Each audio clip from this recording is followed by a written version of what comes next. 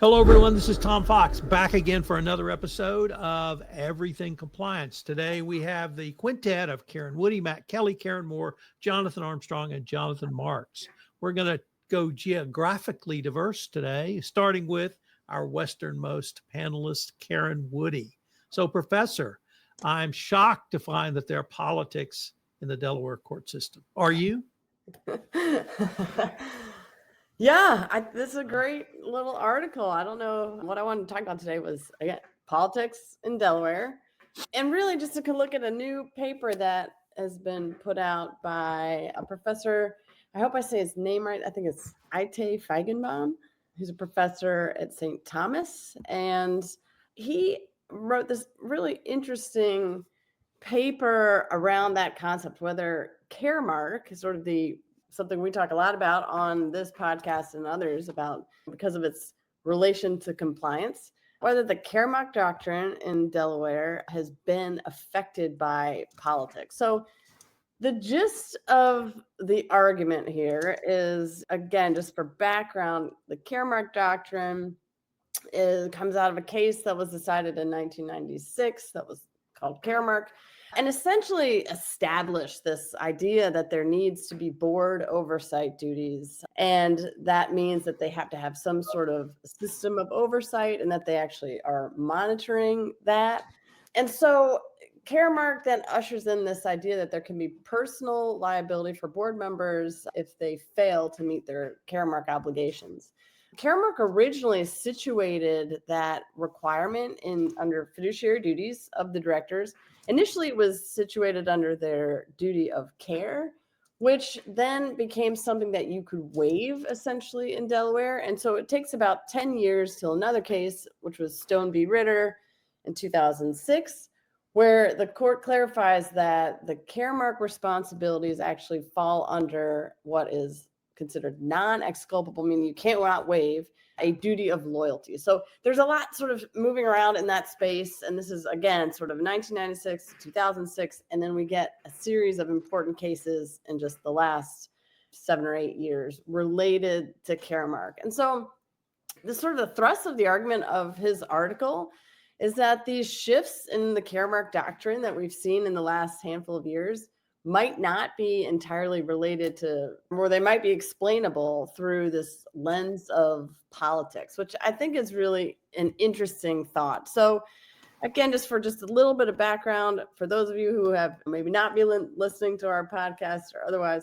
there are a series of cases starting in 2019 that give a little more sort of to the Caremark Doctrine. The Caremark Doctrine, again, holds directors personally liable for the failure of oversight. And it's impossible. It's a really hard hurdle to overcome in order to succeed on a Caremark claim if you're a plaintiff. In 2019, we see the beginning of, again, chipping away at that a little bit. In the cases Marchand versus Barnhill, it involves Bluebell ice cream and a listeria outbreak, and then resulting, unfortunately, in the death of a handful of people across different states. The plaintiffs there bring a Caremark claim and succeed. And by succeed, I should clarify, that means they clear the motion to dismiss. And that's going to matter, I think, for something I'm going to say in a minute later, which is this procedural aspect of this. Really, the whole ball game is on the motion to dismiss. If plaintiffs clear that burden, then they're sort of off to the races. They're granted discovery. And at that moment, almost every company has entered settlement discussions to just handle this now that they know that they likely will have to go to court. So in 2019, Marchand kicks off this sort of slow trickle of Caremark claims being allowed, or at least being able to clear that motion to dismiss. And then one of the most sort of high-profile recent examples we've seen of that is the Boeing case, which I know Karen has talked about a lot on this podcast for this reason and for sort of the other handful of reasons related to the major Boeing case. So you see, again, this ability for plaintiffs to succeed in clearing this motion to dismiss. And Feigenbaum's argument in his paper is that the reason for this sort of leniency, I don't know if we'd call it that, but this ability for plaintiffs to start to get some traction on Caremark claims has a little bit more to do with sort of, politics and zeitgeist, I would say, this idea that we now have almost a generational shift in shareholders and in the value system. So this lines up a little bit with the resurgence, or I guess I would say sort of this emergence maybe of the stakeholder theory as opposed to just maximization of profits. This idea that investors now do really care about the values of a company. This is, again, parallel to what ESG and these other sort of ideas and theories that have percolated up in the last handful of years. And so his argument is that the prevalence of Caremark claims, of some success in that space, has more to do with this idea that the new generation, Gen X, millennials, are different in how we hold or what we see as the responsibilities of directors and companies, at least vis-a-vis to the baby boomers sort of idea of this. The idea here is that this is not an aberration. This is reflective of the values of the new generation of shareholders. There's a lot of wrinkle there that some of the politics here also involve the idea that Delaware wants to keep its stronghold as the default sort of corporate law state. And we've also seen that obviously in the last 2 or 3 years with Elon Musk and others threatening to move to Texas or Nevada or other states as being better suited for them in terms of the corporate law doctrines in other states, which up until now hasn't been really a viable threat. And so there is some thought here that maybe the ability to give shareholders a little more access to courts, a little more holding directors more liable, is some attempt for Delaware to stave off what Feigenbaum would say is the threat of even congressional action stepping in, like we saw in Sarbanes-Oxley. So this idea that there could be a congressional act that sort of handles corporate law area type concepts that typically we have reserved to Delaware, because Delaware is sort of the preeminent state relating to corporate law. An interesting thought, an interesting article here. I have a couple thoughts about it that I don't know that I think explain this phenomenon a little bit, that might not be simply just politics or generational values that I think Feigenbaum is trying to say. And I think it's missing a couple important points, especially related to the interaction with federal law and sort of the role of either Congress or federal courts in this space. And so the first is that what we got out of Marchand was this concept of mission critical. So the way that you could fall short of your Caremark duties is that you have avoided or you've missed what is mission critical to your company. And so in the case of Bluebell, that was making sure your ice cream, which was your only product, is safe to eat. So we see that as being sort of a new, almost nearly an element of a Caremark claim. Is this related to something that is mission critical? And so the thing I wanted to highlight there is the cases we've seen since Marchand that allow a Caremark claim all usually have to do with this idea of there being a miss or an omission in a mission critical space. And what defines mission critical for a lot of these cases is that it's a company in a highly regulated industry, and the company has failed to live up to its basic regulations. And some have called this a violation of positive law, meaning Marchand comes about because of FDA violations. Boeing has violations of the FAA regulations. So there is an element or a layer of federal oversight that they have fallen short of that gives plaintiffs what I sort of say is this piggyback ability to jump on the company and to go after directors personally, because they're sort of piggybacking on what was clearly some failure, and they know about that failure likely through some action brought by the government or some agency. So that's one thing I think that is important to think about, that this, I think, explains a little bit of where we've seen the ability for people to bring these Caremark claims, is that the government does the first cut of the work in terms of the agency investigations and violations. There's a great paper in this space about the federalization of Caremark, because you are piggybacking usually on a federal lawsuit because of a violation of a regulation. And that brings me to the other point I think actually is a theory I've read a lot about that also explains this. And I don't think entirely dismisses Feigenbaum's argument, but it has to do with the procedure of a Caremark claim and the way plaintiffs can bring this. Because it is so hard to bring these claims, and because you have to kind of know everything at the moment you file one of these claims to clear a motion to dismiss, you have to know a lot. And so the reason plaintiffs succeed piggybacking on a federal investigation or lawsuit is because they have access to the documents that come out in the midst of that investigation. And the other reason is the sort of shifts around what shareholders are able to demand of companies in order to get that documentation to bring these claims. So these are usually called Section 220 claims, meaning I'm asking to review the books and records, the minutes of the board meetings. And that's how plaintiffs can try to show either they totally whiffed or they're able to show the lack of discussion in the board meetings around something that is mission critical. So you see that with Boeing. We don't have any discussion of safety. We don't even have someone on the board who knows about airline safety. So this idea that you're proving the absence of something has, I think, grown with these like procedural shifts we've seen in what plaintiffs have access to. A really interesting paper. I think always it's fun to talk about Caremark and to see what is new and different. And I did this new take that there can be just maybe a broader, almost societal understanding that we want actually Caremark claims to go forward. We're rooting for these plaintiffs because something has gone terribly wrong. And so that is maybe a shift in just generations and how we understand the role of directors and officers. So I'm going to stop there because I could filibuster about that for a while, but I'm here. Any thoughts or questions about that? Karen Moore, you get to go first. Excellent, because you know how much I love Caremark and its progeny. Just wanted to tie together two different comments you made and ask for your thoughts on them. One was this kind of shift. You saw this shift from shareholder primacy to stakeholder capitalism. And I don't think that it swung all the way back, but shareholder as stakeholder, I think, has kind of blossomed a little bit.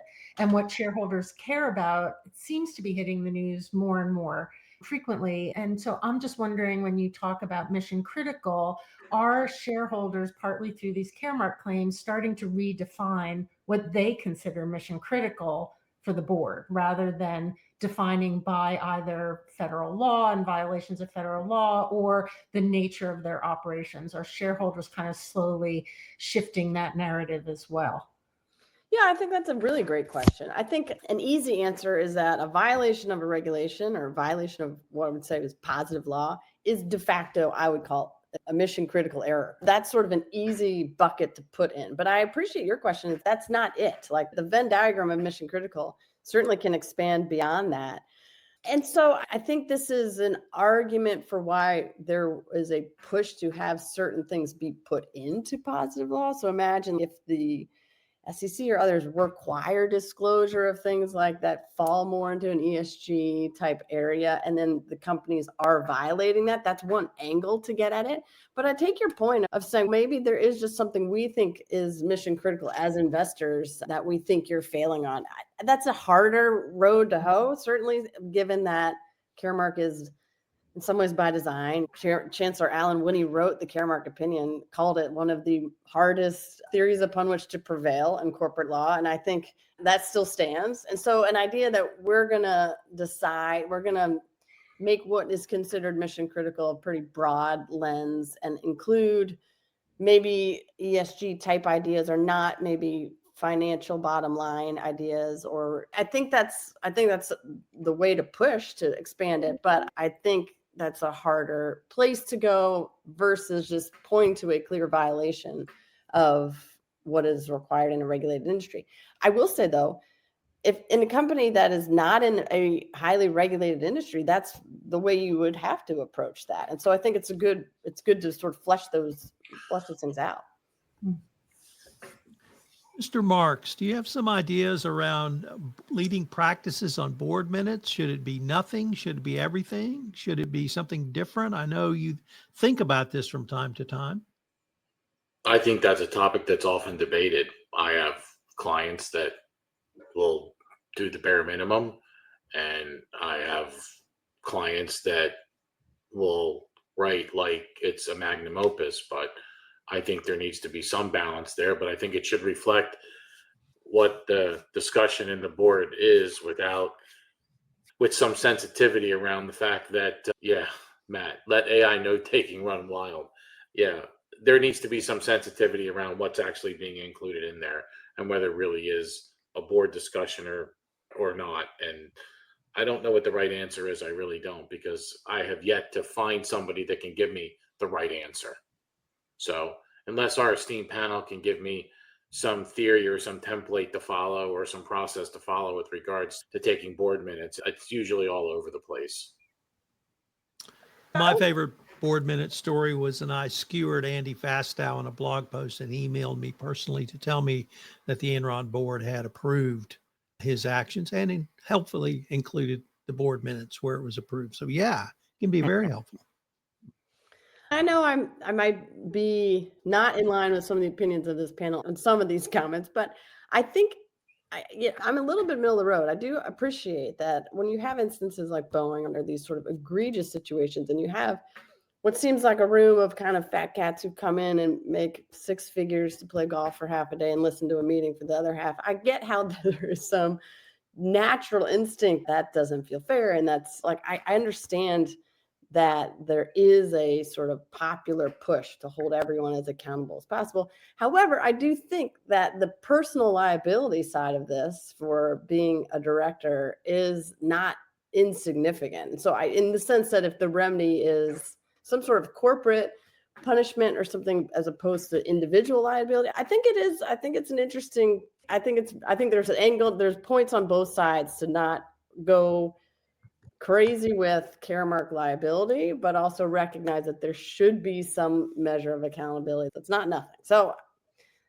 yeah, that's so when you're writing board minutes, you should say board pauses for 6 hours to play golf at Troon, or board pauses for 1 hour to count bags of cash, caviar, and gifts given to them for showing up for meeting. Yeah, like I said, I've seen them all over the place. And it really is an interesting discussion, and I might have to do some digging on this one. I think just from an international point of view, I think some local rules may have prescriptive things as well in minutes. For example, as we went into the pandemic in the UK, there's a requirement in the Companies Act that a UK entity, limited liability entity, doesn't have to be listed. Consider a whole host of different things, some of which were triggered during the pandemic.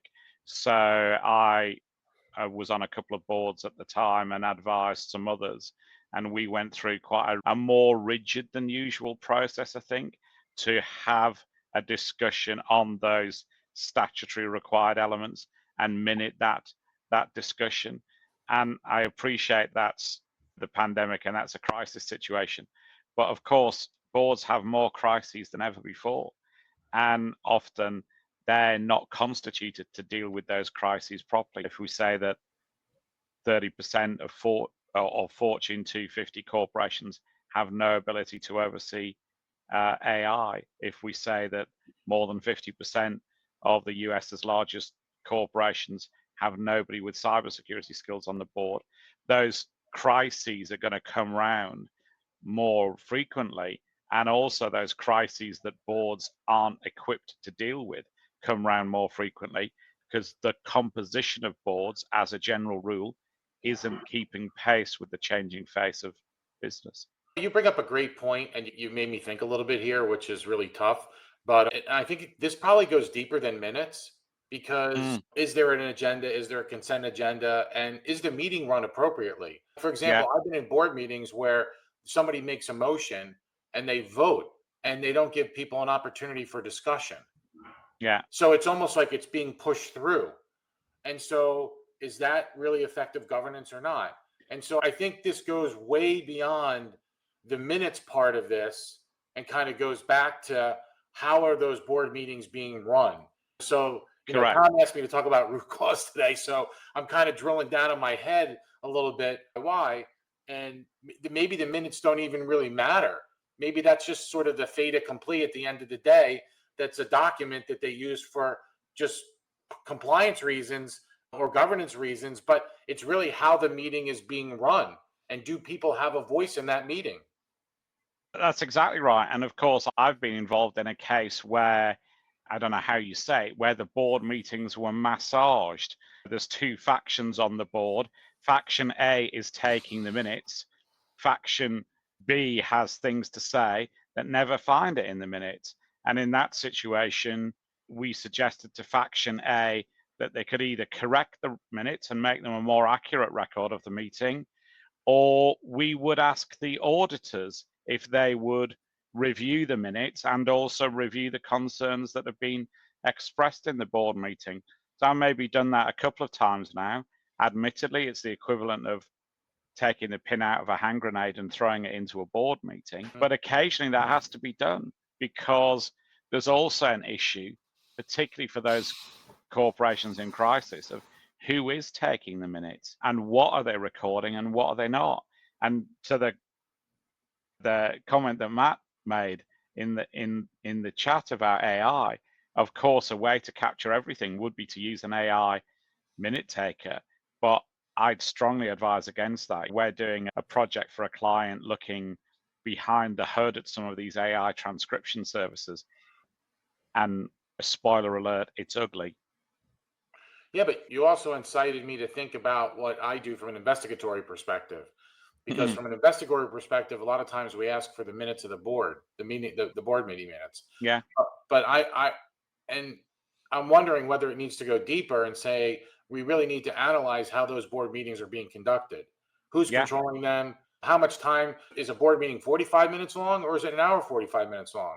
If you look at the agenda and you look at what should have been discussed, for example, I mean, somebody mentioned some airplane company. I can't mention them because I get in trouble. But somebody mentioned some airplane company. If you look at their board minutes and meeting start, meeting stop, is 30 minutes to get through all the material for a company like that? Probably not. You know what I mean? Like, I've never seen any metrics like that ever. That's a great point as well. I can remember doing an investigation where I got not board minutes, but I got somebody else had done an investigation which hadn't uncovered what I thought I was seeing in the investigation. So I asked for the records of the previous investigation, and I got a whole host of interview records. And then, just because I was curious and one of the individuals concerned had said this whole thing was a charade, I then asked for the timings of those interviews. And one of them, I think, was 11 minutes long for the interview, including the Upjohn warning. So how is that a proper investigation? How do you interview someone in 11 minutes when your modified Upjohn's going to be 5 or 6 minutes of that, isn't it, if you go at a decent pace?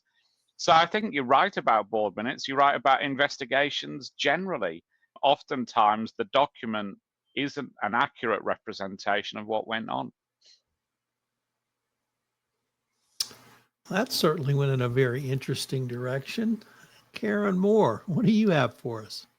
Something completely different, and something that I'm sure is not small for the people involved, but it's a relatively small matter, which nevertheless has really, I don't know, been in my thoughts over and over again. And it's kind of a cautionary tale of even when you do everything right, things can go wrong. So imagine that you are a theater lover and you are having a great week of fun stuff, and you purchase a single ticket to your regional theater production of Into the Woods. So it's going to be a great experience. You're a theater kid, so you really love musical theater, and this is something you're looking forward to. You arrive at the theater, you pick up your ticket at the box office, you're waiting in the lobby area. Unfortunately, you've gotten there late, so you're waiting to be seated with all the late arrival people. There's also another show going on in the theater, smaller arena, so there are a lot of people milling about. Theater greeter, who's a volunteer, talks to the people kind of in front of you, welcoming them to the theater, asking how they're doing, looks right over you and talks to the people behind you, same thing, but absolutely ignores you, whether intentionally or otherwise, doesn't matter. You're absolutely devastated. It's like a punch in the stomach. You feel like your day has been ruined, that you haven't been seen. You take your ticket back to the ticket office. You ask for an exchange to a later date because you are not going to be able to sit through this. You get in your car, you turn on your phone because that's what you do, and you create a TikTok video in floods of tears about how you've been treated. And you happen to be a pretty popular TikToker, and your TikTok video gets 3 million views within 2 days. And people's comments are vitriolic about the theater, and the theater itself, as soon as it finds out about it.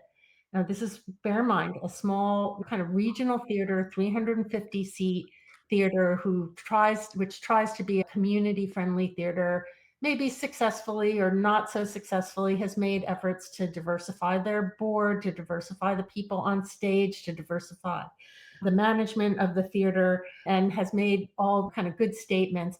They find out about it. They immediately issue a statement with an apology, trying to reach out to this person to apologize in person, not to say anything about, we're sorry that you felt this way, but they did the right thing and said, we are sorry that any actions taken by our theater made you feel this way, i.e. we own this experience. Their statement says, we appreciate the bravery it takes to share an experience like this publicly, and we're incredibly disheartened that this happened. They immediately launch an investigation. Bear in mind, this is a theater, not a big corporation. They immediately launch an investigation, find out about the late seating and the fact that the lobby is kind of full of people milling about. They identified the individual involved, who's a volunteer, not part of their permanent staff.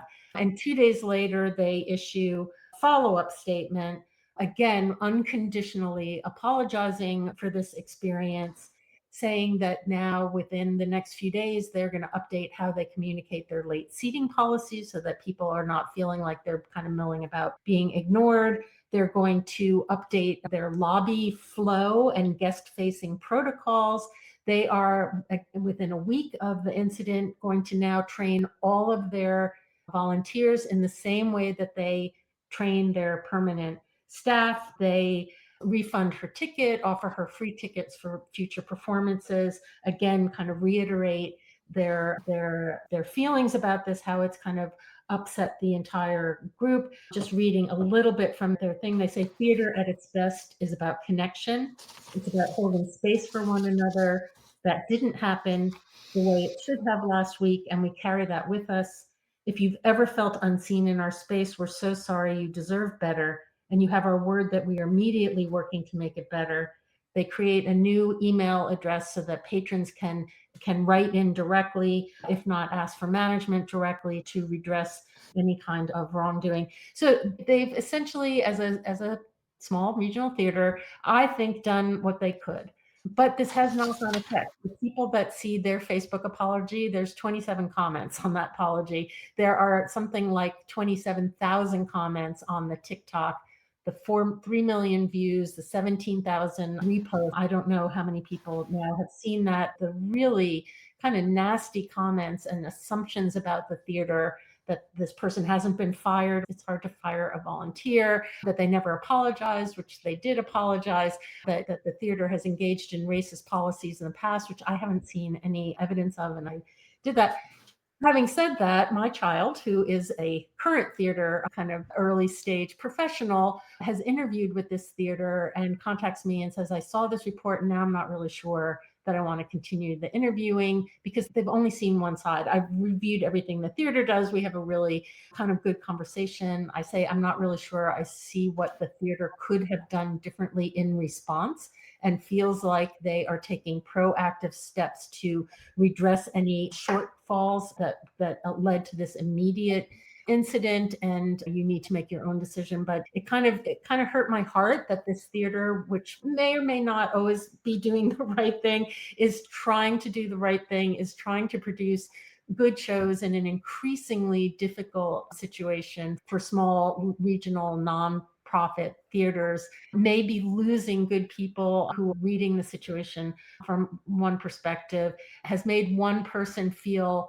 really awful about themselves and about their theater going experience. And so I just feel like it's a little bit of a lose, but to maybe include my shout out in my comments here, I will say that after reviewing and interviewing and inquiring, my child has accepted a position with the theater, which is the Phoenix Theater Company in Phoenix, Arizona. And I asked her to report back on what they see in terms of their training and their experience at the theater. But just, I don't know, it's just been really troubling me that on both sides of the equation, there is no happy outcome here other than the theater making some shifts, changes, and learning from the experience.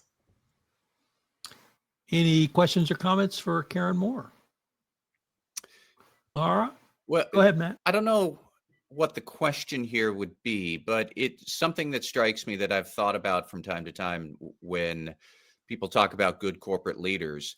And the saying that sticks with me is a good leader is not just responsible for what he or she says, they are also responsible for what other people hear, which is not always the same thing.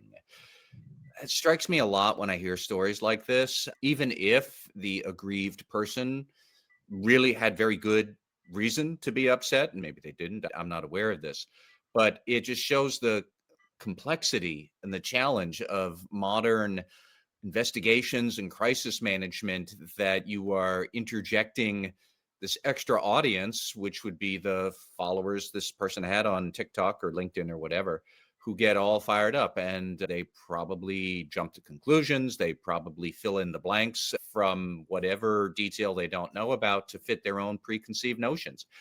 That's been true for a long time now with the social media age. I don't have a good answer for it, but it's a statement that has stuck with me a lot about poor leaders, that they tend to shoot their mouths off. I'm not saying this aggrieved person did, but just leaders generally. I can think of some leaders come to mind who shoot their mouth off all the time without necessarily understanding how would other people see this, and then what are the consequences. But if you can't see through that, then corporate leaders in particular, like, that's going to be a skill you need if you want to succeed. I do think it's also this tendency now with social media avenues to speak from a perspective of emotion rather than reflection. And whether this person should or shouldn't have felt so discriminated against, whether the person volunteered, did or didn't intentionally pass her by, isn't the point. It's the raw emotion. But maybe that immediate sharing of the raw emotion is not the best way to affect change. I think one of the articles, and the thing is, her TikTok reached millions of people. The articles were very local, very small. One of the articles was extremely negative, hadn't really done the fact finding that the theater undertook, but said, oh, if this had been a white woman, there would have been immediately redress and action. And I'm not so sure. I think a white woman, speaking as a white woman of a certain age, might have been completely ignored and discounted in terms of kind of get over yourself. But there is no good outcome here. Matt Kelly, what do you got for us today? I have an enforcement action, a good old-fashioned corporate enforcement misconduct action from the Justice Department that happened earlier this week.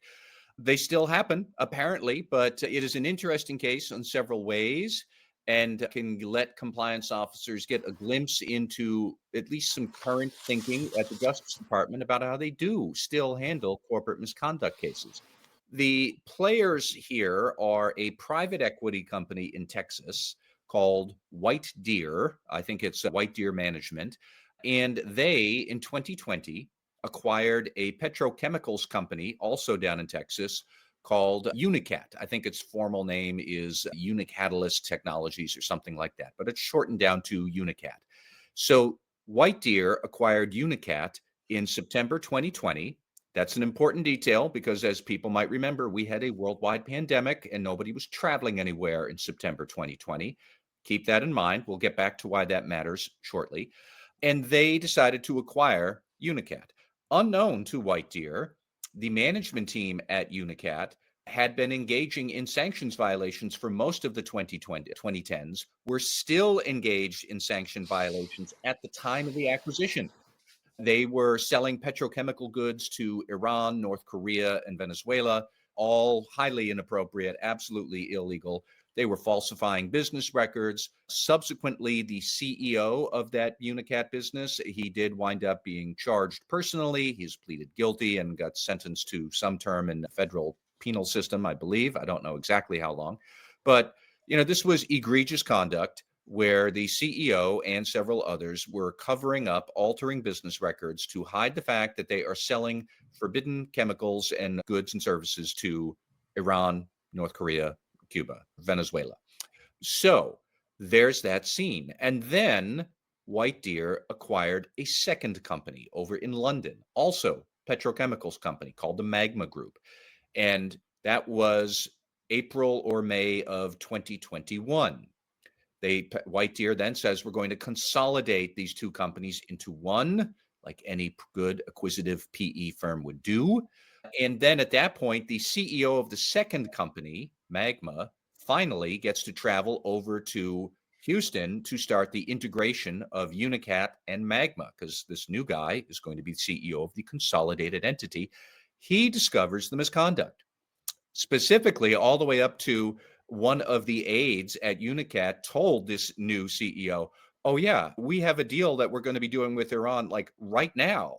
And so the CEO said, no, we're not. Pause, cancel that thing. And then he turned to White Deer.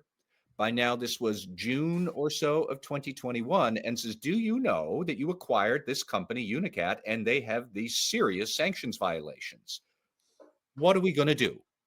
And that is where the compliance interests really start to pick up, is that White Deer and the new Unicat with this new CEO decide immediately, we're going to voluntarily self-disclose.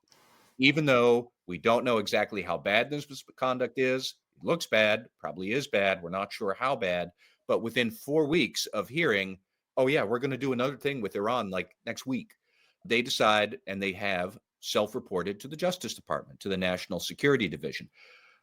And long story short, after that come 3 years of investigations where, because of the immediate and swift voluntary self-disclosure, even though there was clearly some less than ideal pre-acquisition due diligence, and there's some fuzzy math about the M&A due diligence with the second company and the remediation and whatnot, because of all that, Unicat itself, the new Unicat, wins a non-prosecution agreement for 3 years. They did have to pay $3.3 million in restitution for the money they had made in ill-gotten sales to the forbidden sanctioned entities. White Deer, the parent company, the one that bought the dysfunctional Unicat in the first place, they wind up with a declination to prosecute entirely. But, and this is the other thing that really did surprise me. So back to Unicat for a moment, with that 3-year non-prosecution agreement, they're going to have to make annual reports to the Justice Department on their progress at improving their compliance program. And at the end of that 3-year deal, so I think it's going to be late 2027, because this was actually signed a few months ago, the CCO of Unicat is still going to have to certify the effectiveness of the compliance program. So that's still a thing. Apparently, I would have thought for sure that CCO certifications of compliance as part of a settlement, I thought that was going to go the way of DEI programs and cryptocurrency enforcement. We'd never see it again. I am wrong. It still exists as of right now. But there are some other interesting points around the voluntary self-disclosure. So people might remember that, okay, wait a minute, you did the M&A and you missed something in the acquisition. Didn't the Justice Department say they would only have a 6-month forgiveness rule for that? But you didn't disclose it, Unicat and White Deer, until 9 months after you had bought the defective Unicat. What's up with that? According to the declination letter, it was actually because first they acquired Unicat in September 2020. Then they acquired the second group, Magma, in April 2021. That's when the clock started ticking, because they're doing this 2-stage M&A deal. So therefore, since they disclosed the misconduct 2 months after the second acquisition, even though it applied to the first company, that still fell within the 6-month window. We should also note that all of this did happen, including the self-disclosure, it happened in 2021, and this forgiveness policy on M&A, it didn't come about until 2023, but it just gives you a window into the flexibility of analysis that the Justice Department is bringing to these companies. But in this particular case, I think the department really wanted to be as flexible as possible, because these guys did step up and do the right thing. And it was a clear demonstration of a commitment to corporate culture of compliance and tone at the top. They had no idea what kind of trouble they might actually they find themselves in at the end when they decided to self-disclose at the beginning. hats off to the brand new CEO he walks into an integration project. The first thing he finds is egregious misconduct by the CEO I'm trying to replace. That's got to be a difficult situation. That CEO, by the way, the second one who took over, he's still CEO of the consolidated Unicat today. But it just does demonstrate that a strong culture of compliance, strong tone at the top, it does go a long way. We still have these CCO and joint CEO certifications of compliance programs as part of settlements. That's still here. I do have to wonder, how's this really going to work in practice in the Trump administration? Who's going to be around at the DOJ to review this in 3 years? Because they've laid off a bunch of their staff, or a bunch of the staff have left. The National Security Division has been gutted. The fraud section is half the size it was 6 months ago. So I don't know how seriously they are going to look at these progress reports and these CCO program certifications and whatnot. I don't know if in a alternate timeline where they didn't self-disclose this in a timely manner, for real, would the Trump administration of today still have charged the company? I find that hard to believe, but I will never know, because this company did do the right thing and they got a very favorable resolution. But then again, that's the way it's supposed to work. So I just thought it was a very interesting case to review. Any questions or comments for Matt? All right, Mr. Armstrong, what's new with the United Kingdom? Yeah, thanks, Tom. I've got data protection as this week's topic because the UK data protection law was amended yesterday. We're recording this on Friday the 20th. It happened yesterday when King Charles put his signature to the new legislation. There's quite a few things change in the legislation. It's a partial update, a partial replacement of elements of GDPR and the UK Data Protection Act 2018. There's some techie stuff in there. So around legitimate interests, if you rely on them, you do LIAs, you might want to take a look. Probably want to take a look at your privacy policy for some of the terminology changes. If you are dealing with aggressive subject access requests, there's some codification of some of the changes that I lobbied for in the guidance that now has statutory footing. I'm feeling slightly self-satisfied that something I petitioned for is in the hard letter legislation itself. There's some stuff around automated decision making, which might help with AI. There's some clarification of the cookies rules, which we're seeing a lot of activity around at the moment. There's a change of name for the Information Commissioner, and that will be restructured, similar to the restructuring in Ireland. As an aside, we've recently had an FOI request that disclosed the approximate cost of the jackets that the ICO had to do dawn raids, £45 a jacket. And no, according to the response to the FOI request, there is no plans to open a gift shop and sell them to the general public if you're interested in that. So they'll need new jackets.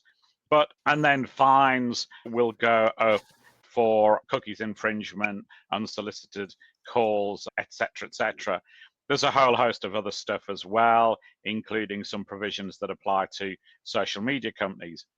And obviously that happened yesterday. And Tom, earlier in the week, you'd asked me to take a look at a Compliance Week article, which basically almost said, is GDPR failing? And is it something that people should give in on? And one of the things it was particularly saying in the article is that there's no consistency around EU member states. And of course, that consistency will be changed by yesterday's developments. One of the proposed purposes of the UK change was to simplify and make it easier for corporations. My view is it's probably done the opposite. For any corporation who has operations, sales, employees in the EU plus the UK, obviously it's got two regimes to deal with rather than one last week. So I think we are seeing a fracturing of GDPR, both within the EU and in the EU plus the UK. But at the same time, I think we often forget how successful GDPR has been in some terms. it has definitely changed the debate around some aspects of data security, for example, the way in which some corporations handle data. It's been a money spinner for the EU. So some of what your orange leader says about it being sort of sanctions by another name may or may not be true. Currently, we're sitting this morning at 6.07 billion euros worth of fines. The preponderance of those are against US corporations. I haven't done the math. I guess it's about 5 billion euros. And we're just coming up to 3,500 fines. As I've always said when I quote those stats, that won't tell the true figure. Will probably be plus or minus, possibly plus half a billion, because some regulators don't report real time. And that now includes a number of fines for AI, like Replica AI, like Clearview, like Foodino. So there's a significant number of cases around, and they are keeping up with technological developments. One of the other drivers is its use by pressure groups. So people like Le Quadrature du Net, and most effectively, perhaps, NOYB, the pressure group led by Max Schrems. Max says that NOYB has now brought 877 cases to a conclusion. And he says that NOYB has been responsible for 1.69 billions worth of fines being levied. And interestingly, he says there's another 486 cases pending where they've filed with a regulatory authority or a court or whatever, and they're still awaiting an outcome. And class actions are really, in some respects, the engine room of GDPR enforcement. Yes, some regulators are picking up a pace. Ireland after a slow start, Italy with its particular look at AI, Spain with its numerous relatively low fines.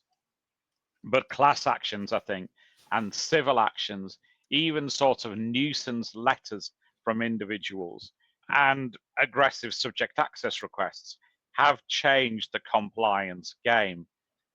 And I'm sounding conceited about two things on the same podcast, so I'll maybe try and do -2 next time round. But the fact that there is a lack of consistency in enforcement should not be a surprise to anybody who follows this area closely. Now, the day the proposals were announced in 2012, a prediction was made, I quote as follows, the new rules will still be enforced by the independent data protection authorities in each country and by the national courts. This is likely to lead to inconsistencies as in the present system. So that's a prediction 6 years before GDPR finally came in, sounding conceited because that's the prediction I made in an interview then. But I don't think you had to be Nostradamus to work out that was the failing in the legislation. So we shouldn't really be surprised that's been the result. I think GDPR does have a future, whether we like it or not. The legislation is flawed in many respects.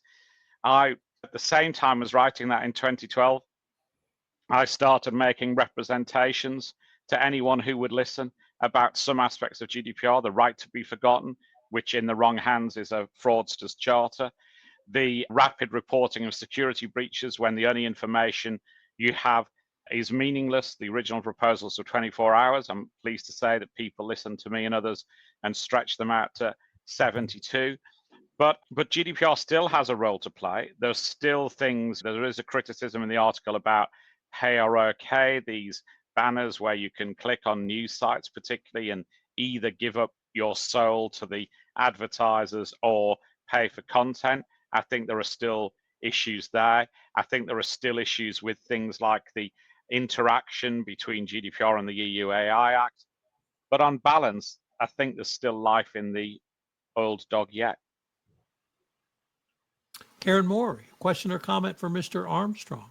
I do. So we've seen a bunch of simplification measures and omnibus proposals coming out of the EU, primarily economically driven. I think some of the GDPR proposed reforms are intended to reduce some of the burden on SMEs because it is complicated. Simplification may lead to greater consistency in outcome from the member state enforcement agencies. I don't know, but I'd be curious what your take on it, because with all the best intention in the world, it's really difficult and costly to comply with all the GDPR requirements. And then you throw in this kind of fractured and potentially conflicting outcomes in the member state decisions. Where are companies going, and are some of the UK reforms intended to redress some of those concerns? They are, yeah. I was just looking on my bookshelf. I have it here. I said the answer is somewhere up in your sleeve. Yeah. So the European Commission had this event in Bulgaria. I was just looking for the date, 2005, and I spoke at that day, and we were looking at some of these issues even then.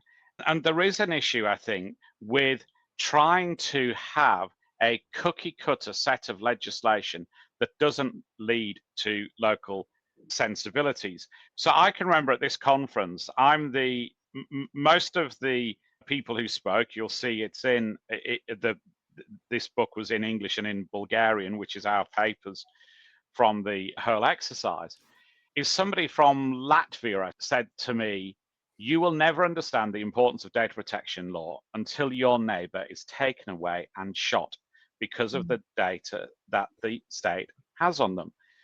And I'm originally from a fairly rough part of the UK, but that's not in my cultural mindset. In Austria, for example, there is greater sensitivity around dental records because of the way in which the Nazi regime used dental records. And you can't say to people in Austria, for example, get over that. In the interests of harmonization, they're not stuff we care about. So it's right and proper, I think, that regulators, prosecutors are recruited from within the country that they are serving, and they respond as a result to the sensitivities there, which means that those countries that haven't been occupied in recent times, like the UK and Ireland, tend to be slightly more liberal, and those that have had the threat of Nazism or Mussolini or a repressive Soviet regime take more care about their data as a result. This whole dream of simplification, I think, is just a dream. And we forget, as I say, GDPR, what's now GDPR, came out in 2012. It took until 2018, 6 years. A lot of that, there was a 2-year leniency, but a lot of that was this whole thing called the trilogue, where the European Parliament and the European Commission and the Council of Ministers are trying to agree on stuff. And theoretically, if you're going to amend GDPR, you've got to go through that whole 6-year process again. And my suspicion is it's going to be more complicated this time, partly because you've got tech bros lobbying, who are going to lobby for, yeah, we should be able to sweat anyone's data because AI is for common good. And we make very little money out of this. So there's that whole lobbying schmizzle, I believe you call it, that you'd have to go through, in addition to the difficulties of that whole trilogue process, plus people trying to add on stuff to deal with AI, to deal with social media harms, etc., etc., etc. I think anybody who is, I'd say, in the words of Mr. T, because Karen likes these allusions, to anyone who thinks that GDPR is going to get easy anytime soon, I'd say pity the fool. Pity the fool, I'd say, because it isn't. And you better invest time in learning GDPR and getting compliant with it rather than thinking someone's going to give you a pass. Was that a good Mr. T impression, Karen? No, it was terrible. Absolutely terrible. You really need to work on your inflection. I pity the fool. All right. Any other questions for Mr. Armstrong? All right. Jonathan Marks, I ask you a question I've been thinking about. You've long articulated the importance of root cause analysis. You do multiple root cause analysis, or have done. You've taught on this, and I've had the privilege to co-teach with you a few times. But I wanted to maybe ask you, can a root cause analysis be used in a situation other than when you've had a failure, catastrophic failure, or during an investigative phase? Oh, you want an answer? Yes. Of course it can, and it should be. When root cause, or I'll call it RCA, when root cause analysis or RCA is often introduced in response to misconduct or regulatory violations, for example, post-enforcement, high-functioning organizations increasingly are embedding RCA throughout their compliance, risk, and governance processes to drive continuous improvement. Here's how it really extends beyond enforcement. And I kind of have this little diatribe that I go through with boards and whatever. It's sort of an 8-step approach. Happy to share with you all at some point. But strategic risk management, for example, right?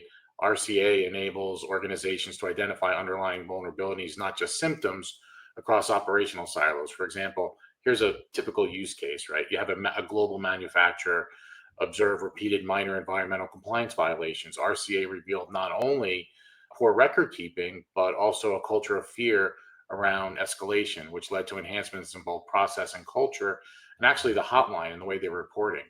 Sort of the proactive value there would be is it helps to uncover systemic issues before they trigger enforcement action. There's one example. Policy and control optimization is another one, where policy fails or is repeatedly overridden or circumvented.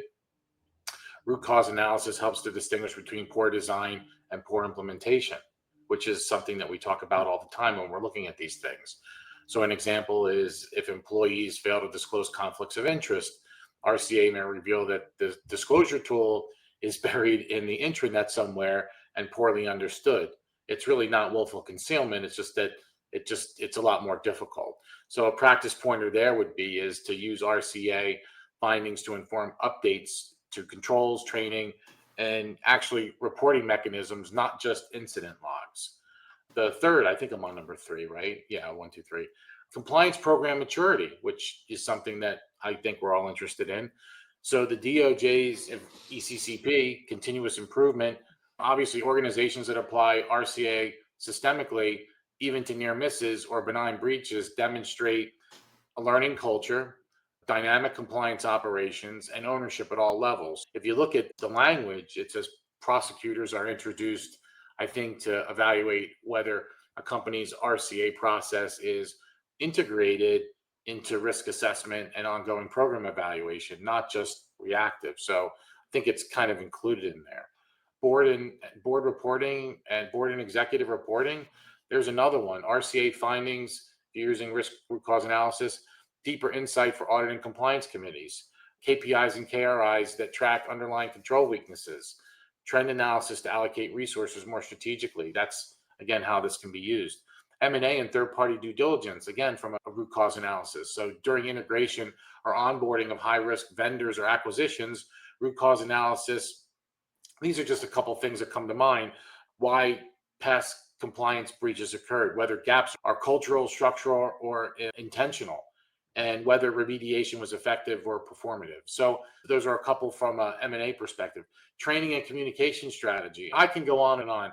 That I think I'm up to number 6. I think number 7 is ESG, AI, and cyber governance. But it's really essential in these emerging areas as well. It can help understand how algorithmic decisions lead to biased outcomes and so on and so forth. There's ways you can use it for cyber and ESG. And the last one really is whistleblower trends and ethics culture. This is the one that I preach about a little bit too. By analyzing patterns in hotlines, reports, or ethical complaints, root cause analysis can help illuminate, I love that word, the root behavior motivators of the misconduct, failures in leadership, credibility, or psychological safety, which is something that everybody's talking about right now. It's this whole thing around psychological safety, and systemic cultural patterns not captured by formal metrics. If I was going to summarize this, Tom, because I know we're sort of at time and I was late and I apologize to my fellow colleagues here, root cause analysis is no longer just about recording or responding to violations, the question that you really asked. It should be an embedded, forward-looking discipline that empowers organizations to strengthen the integrity of their systems, reduce risk exposure, enhance strategic decision making, and cultivate a culture, say that 10 times fast, of accountability and transparency. Those are some of the points that I bring out when asked the question is root cause analysis. That's great, but can we use this something beyond an enforcement or an event that happened? So I hope that helps everybody really understand and kind of frame this up a little bit. There's much more, but I wanted to at least get to the meat and potatoes. All right. Any questions or comments for Mr. Marks? Well, I learned a lot from that. Thank you. All right. We're now off to fan favorites, shout outs, and rants. Let's go with our same geographic disposition. So we'll start with Karen Woody, Karen Moore, Matt Kelly, Jonathan Marks, actually Jonathan Armstrong, then Jonathan Marks, and I'll bat sixth today. So Karen Woody, what do you have for us? I've got a shout out and a rant. My shout out is because, as you just said, I'm the furthest west of all of us, which also means I happen to be situated in Indiana right now, for better or for worse. And despite some of the worst, which is like a weekly tornado drill here, the positive is that the basketball team from this state has pushed us to a 7th game in the NBA Finals. So everyone here is yelling, yes, sirs, all week and all day. That's my shout out. My rant is about the Supreme Court, because just this morning, there are another pair of decisions that came down that increased the pressure. And really, I think the drumbeat is very loud to just nearly do away with the administrative state as a whole. So there are two cases I think that to me seem like this is just Loper Bright over and over again. We had the case where I think it's McKesson that said that the district court has the ability to interpret the Federal Communication Commission's, basically the district court can override what the FCC's interpretation of the Telephone Consumer Protection Act says, and how they've interpreted that maybe seems very niche and sort of that's a weird one-off law, but this extrapolated more broadly again just belittles and sort of strikes against the authority and the expertise of agencies. Similarly, a different case that just came out today deals with the FDA and who has standing to sue. In this case, this had to do with the Family Smoking Prevention and Tobacco Controls Act. That says anyone who is adversely affected by an FDA ruling can sue, and they allowed that. A broader scope of plaintiffs can sue as a result of today's decision. So again, it's just this sort of, again, like more and more attacks against the role of agencies and the expertise of the administrative state. Karen Moore. Yes, so I would like to shout out to the beleaguered generation of college graduates in the last couple of years who are really struggling to find jobs against all odds. And I will specify then, again, my child who, for reasons unknown to me, fights to get minimum wage jobs in theaters, but is slowly launching a career in technical theater, including at the Phoenix Theater Company starting this August. So yay to them and to all of the League of Regional Theaters for doing their best. And to my child's partner, Ren, who is, again, beyond all reason, jumping through all the hoops to become an air traffic controller, which has got to be one of the worst jobs you can have at the moment, but so desperately needed. So shout out to Raven and Ren and to all of the 20-somethings who are working really hard to do tough jobs and having a tough time doing it. All right. Matt Kelly, what you got for us today? I have both a quick rave or rant, a shout out and a rant. I'm going to start with a shout out first to Netflix shareholders who this week voted out a board member of Netflix, Jay Hogue, who was, by all indications, a terrible no-show director, and they didn't like it, and they dumped him by almost a 3-1 margin, I think it was. Mr. Hogue is nominally the independent director, the lead independent director for Netflix. He has been on the board for 26 years. In my opinion, you're not an independent of anything if you're on the board for that long. He missed an estimated 75% of all board meetings, and he missed an estimated 50% of his own committee meetings. And good for them for dumping this guy who just basically was looking at this as a no-show job, I guess. I don't know. But actually, I wanted to shift to my rant is this new deal between Nippon Steel of Japan acquiring U.S. Steel here in the United States and the golden share that the Trump administration insisted upon to make this deal pass national security approval. This golden share will allow the president, whoever that might be, to appoint one member of the board to the new U.S. Steel subsidiary and have veto control over two other board members for the U.S. Steel subsidiary. And the president would also get veto control over things like, are we going to close a plant? Are we going to outsource any steelmaking capacity overseas and various other strategic operations like that?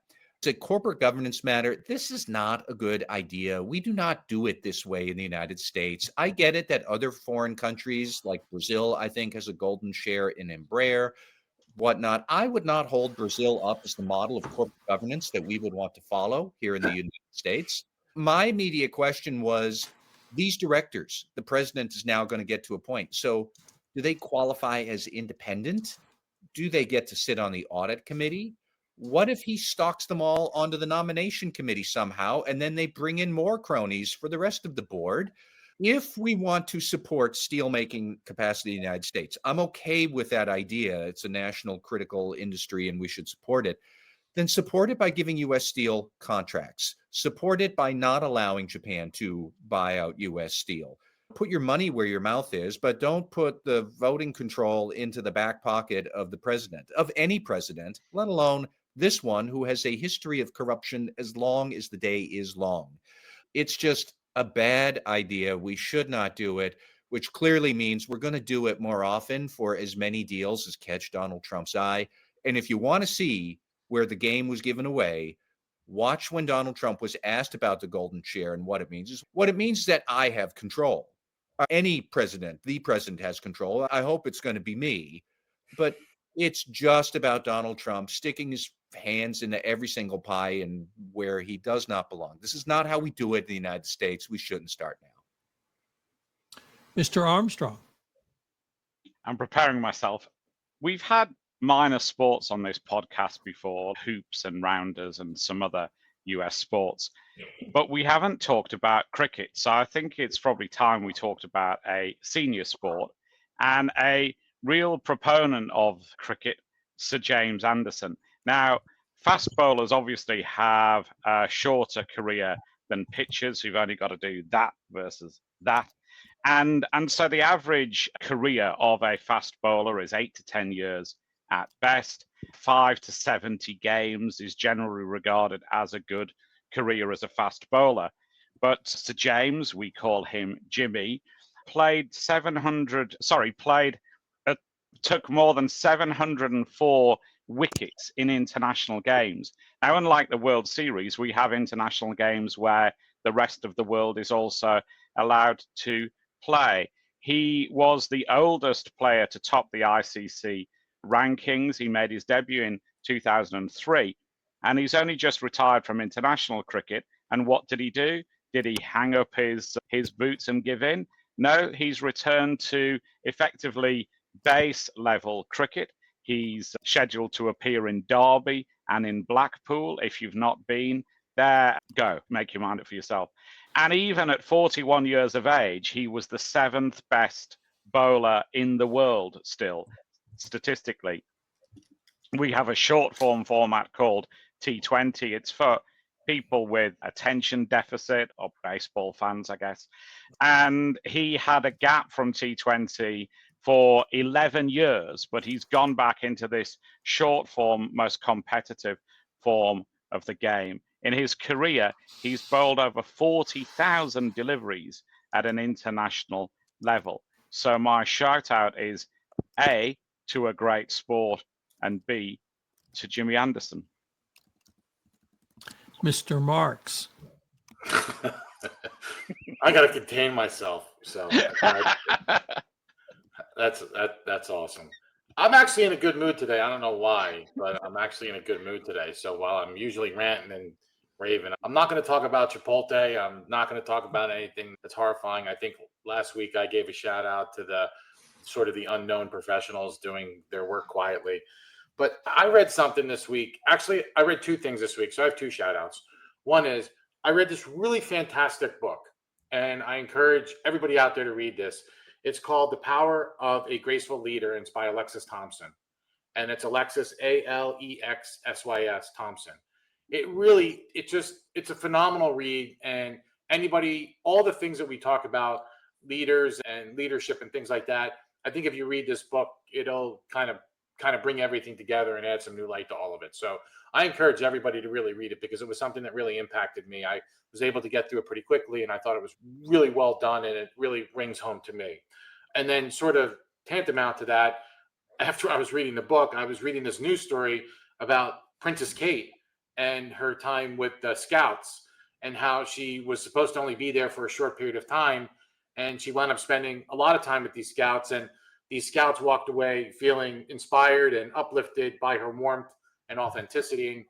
And the reason that the story attracted to me is I actually sit on the board of the cancer support community here in the United States. And she was mentioning about her time in using nature and other things to cope with her cancer really kind of helped her get through that. She's always doing great things. And I think she's genuinely a good person based on what I read. Jonathan, you could tell me differently, but a real shout out to Princess Kate for all the things that she does and the fact that she's a fighter and a cancer survivor. I think that's just wonderful. Yeah, definitely. I'm going to shout out to 7 words. When in the course of human events. Those are the first 7 words of the Declaration of Independence. If not the most important document in the history of this country, certainly one of the most. Yesterday, I heard a presentation on the Declaration of Independence, which reminded me of how important it is. And this is the last Everything Compliance that will post before July 4th. So I'm going to shout out to the Declaration of Independence. I hope on July 4th, you'll take the opportunity to read the Declaration of Independence to see what this country was founded on, founded for. Has that dream materialized? Is the dream still alive? And think about what the Declaration of Independence means to you in 2025. Ladies and gentlemen, what a great episode. I think we're going to have to take up some documentation of board minutes on a separate episode. Yeah. Thank you, Tom. Compliance Podcast Network. Start your mornings with daily compliance news, quick, sharp updates on the top compliance and ethics stories in under 5 minutes every morning in Compliance Podcast Network. Because compliance never sleeps. Need practical advice fast? Check out Compliance Tip of the Day, one actionable idea to level up your program. Short and sweet, every day on Compliance Podcast Network. Got 10 minutes? We've got the week's top 10 stories. 10 for 10 brings you the big compliance headlines. Fast, fun, and focused. Every Saturday on Compliance Podcast Network. And don't miss the Sunday Book Review, where compliance meets culture through must-read books and big ideas every Sunday in Compliance Podcast Network. Whether you're in the office, on a walk, or commuting, stay smart, stay ethical, stay tuned. Only on the Compliance Podcast Network. Available wherever you listen to podcasts.